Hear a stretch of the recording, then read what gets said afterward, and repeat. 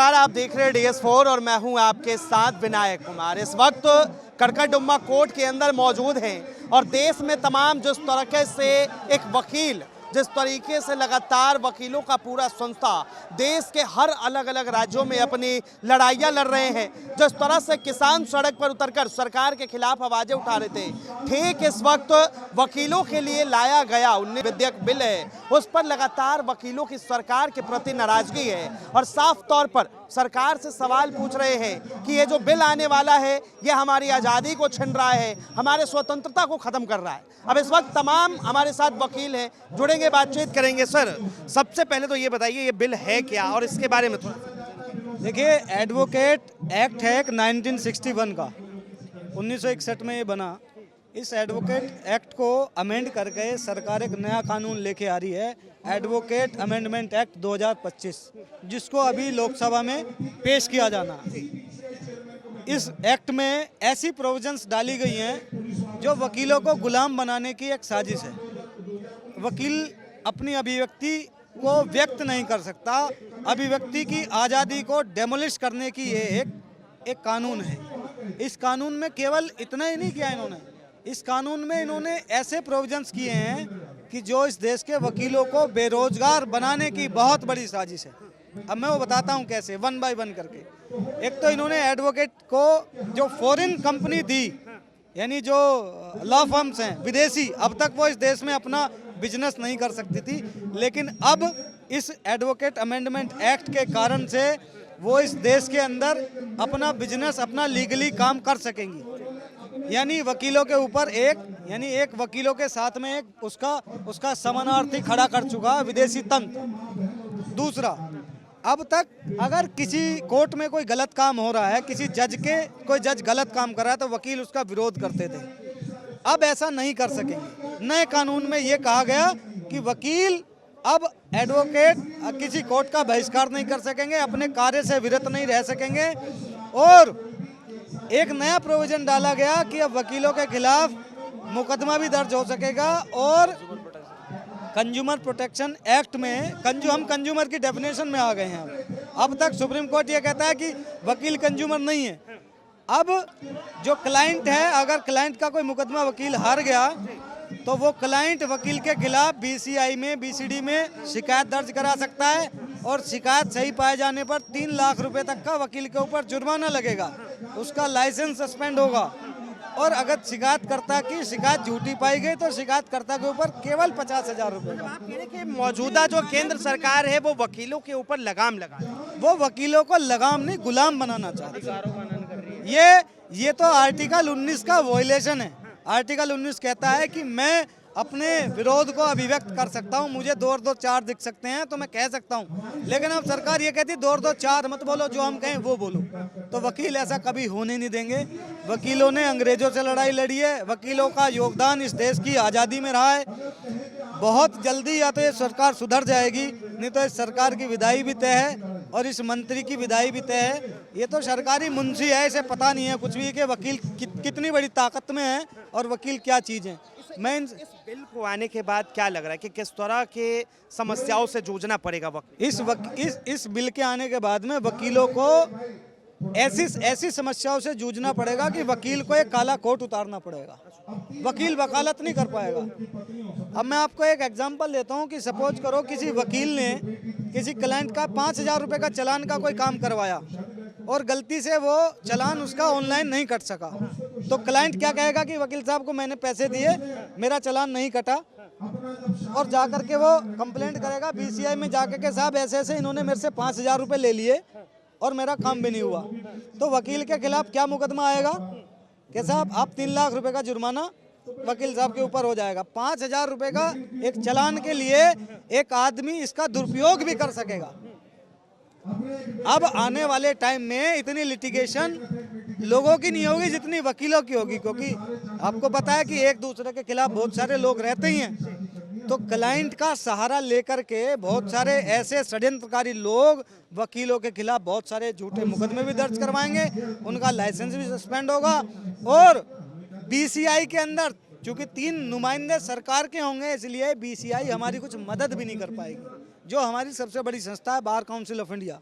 हालांकि उसके चेयरमैन पहले ही राज्यसभा। एक सवाल और है, इसमें कहा जा रहा है कि कोर्ट के अंदर जो दलाल होते हैं उन्हें भी जो चयनित करके उन्हें एक लिस्ट बना के दिया जाएगा, जिसके बाद उन्हें कोर्ट परिसर के अंदर नहीं घुसने दिया जाएगा। देखो कोर्ट के अंदर जो दलाली है, दलाली तो इस सरकार की भी लोग करते हैं, कोर्ट की कैसे रुक जाएगी। इसलिए बहुत सारे लोगों को जो दलाल हैं, सो कॉल्ड जो दलाल हैं, वो हमेशा पर्दे के पीछे ही काम करते हैं। दलाल का आज तक ना तो पता चला है दलाली करता है और ना आगे पता चल सकेगा, लेकिन कोई ऐसी ट्रांसपेरेंस व्यवस्था है नहीं। ये एक्ट बेसिकली वकीलों के खिलाफ है, वकीलों को बेरोजगार करने की साजिश है, वकीलों को गुलाम बनाने के लिए एक प्रक्रिया है जिसमें केंद्र सरकार कभी कामयाब नहीं हो पाई। इस एक्ट के खिलाफ कोई और एक्ट है जिस एक्ट के तहत वकील अपनी लड़ाई? दिल्ली विधानसभा चुनाव से पहले सरकार ने कहा था कि हम आपको एडवोकेट प्रोटेक्शन एक्ट देंगे।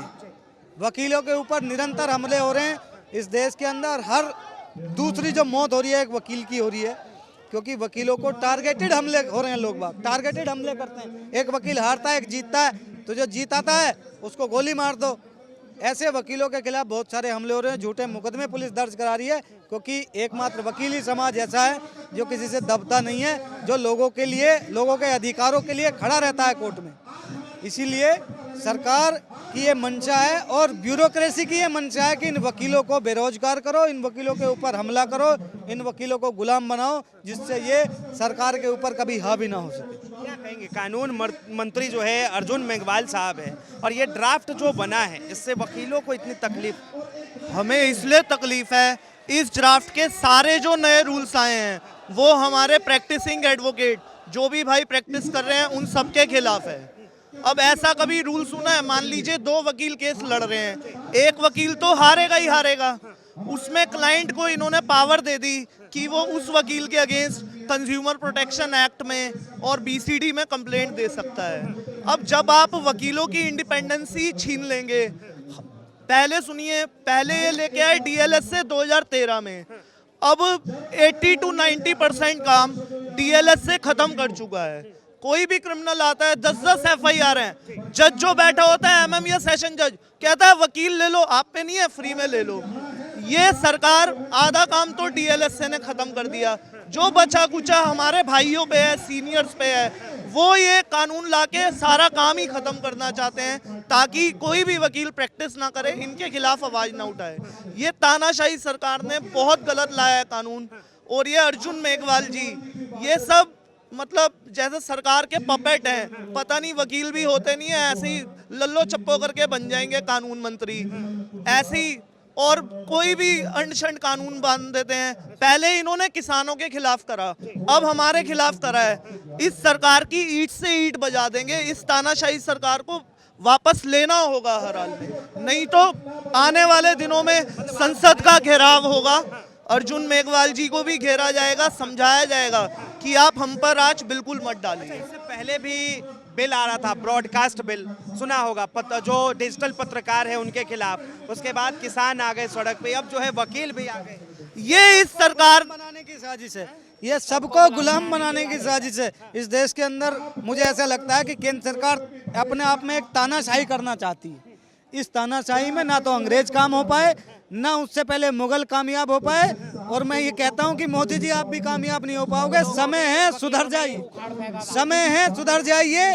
रोज कभी वकीलों को परेशान करना, कभी पत्रकारों के ऊपर सैंक्शन लगाना, कभी वकीलों के ऊपर सैंक्शन लगाना, कभी किसानों के ऊपर सैंक्शन लगाना, कभी ड्राइवरों के ऊपर सैंक्शन लगाना, ये बातें अच्छी नहीं है। आपको कानून बदलने का शौक है, कानून बदलते रहिए, लेकिन लोगों का कल्याण करने के लिए आप प्रधानमंत्री बने, लोगों का विनाश करने के लिए आप प्रधानमंत्री नहीं बने। मैं चेता रहा हूँ कि कोई भी कानून पास ना करें जिससे लोगों को विरोध करना पड़े, उसका लोगों के फेवर का होना चाहिए, वेलफेयर का होना चाहिए, ना कि लोगों के अगेंस्ट होना चाहिए। ये तो तानाशाही है एक तरीके से। बिल के अंदर जो है वकीलों के समर्थन के लिए एक भी कोई भी ऐसी बात, समर्थन में तो कुछ नहीं है, अगेंस्ट ही है। वकील भाई स्ट्राइक नहीं कर सकते, वकील भाइयों के अगेंस्ट ही केस होंगे, और foreign law ministry, foreign laws वगैरह हैं, लॉयर फर्म्स वगैरह हैं, वो सब इंडिया में वर्क कर सकेंगी। अगर मान लो फॉरेन लॉयर फर्म्स इंडिया के अंदर वर्क करेंगी तो इंडिया के जो वकील भाई हैं, जो भी हैं पूरे देश में, तो वो कहाँ जाएंगे, वो कहाँ काम करेंगे? ज़्यादा जो है चिंता इसी बात सरकार ने ना इस बार गांव में एक कहावत है कि ततैये के छत्ते में हाथ डाल दिया है, तो सरकार वो काम कर चुकी है। सरकार को ये समझ नहीं आ रहा है कि वकील हैं ना कभी झुकते हैं ना किसी के सामने घुटने टेकते हैं। सरकार को घुटनों पे लाके हम बिल वापस करवा के दिखाएंगे। ये सरकार से हमारी खुली चुनौती है कि अभी वक्त रहते इसे वापस ले ले, वरना इसके परिणाम उसे भुगतने पड़ेंगे। ये सरकार की नीयत ही खराब हो चुकी है। 2 बार तो ये जीत चुके हैं, तीसरी बार जीते 240 सीटें आई। मैं ऐलान कर रहा हूं, अगर ऐसे काले कानून पास करेंगे, आने वाली स्टेटों में सारे वकील इनका विरोध करेंगे। और 2029 में अभी ये कह रहे हैं ना हमारे एनडीए को 240 मिली, 40 सीटें भी नहीं देंगे खाली बीजेपी को, एनडीए 50 पर ही सिमट जाएगा, क्योंकि इनकी नीयत में ही खोट है। कभी किसी के पीछे पड़ रहे हैं, कभी किसी के। आप जब तानाशाही चलाना चाहते हैं डेमोक्रेसी से, डेमोक्रेसी में जनता ही आपको आवाज देगी, वोट ना देके।